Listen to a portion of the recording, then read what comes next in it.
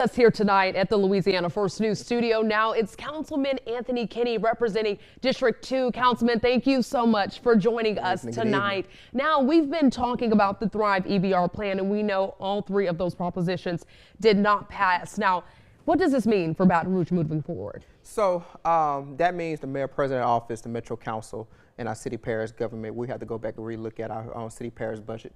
With a deficit that we're facing. Currently, right now, before the election had happened, we've been in the middle of budget hearings as well. And so we've been looking at different scenarios. THRIVE passed, didn't pass.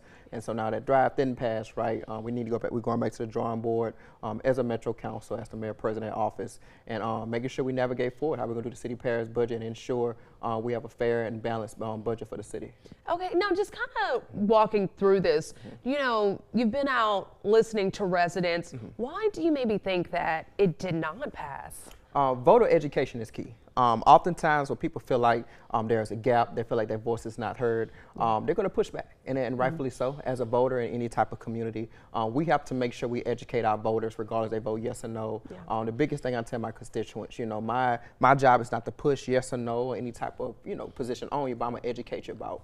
I think there's a big gap in education to our voters. I think a lot of people just feel unknown and uneasy about it, and so a lot of voters, when they're unknown and uneasy about something, right, you know, they're going to gravitate towards no until they get better understanding. Right, and I think all of our viewers want to know, I mean, what's next with this not passing? So we have to go back to the drawing board. You know, as elected officials, as Metro Council, as the mayor, president office, you know, we are elected to find solutions despite any problems. You know, our goal is to make sure we sustain city parish services. You know, we're looking at different scenarios. I know the mayor, president talk about potential job losses, services being cut. So we're gonna look at everything across the board. But the biggest thing, we want to make sure our city parish stays running, and we can make sure we provide as much services as possible despite the deficit that we have.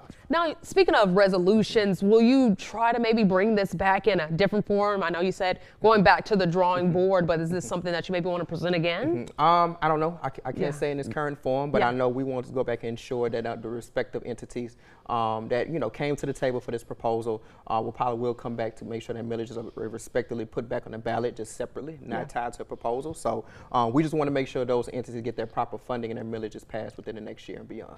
Okay, now after this vote, what do you want residents to know? Keep holding us accountable. You know, when you see something know or understand, us as elected officials, reach out to us, ask those tough questions, and us as elected officials, we have a due diligence to make sure we're educating our voters on a daily basis.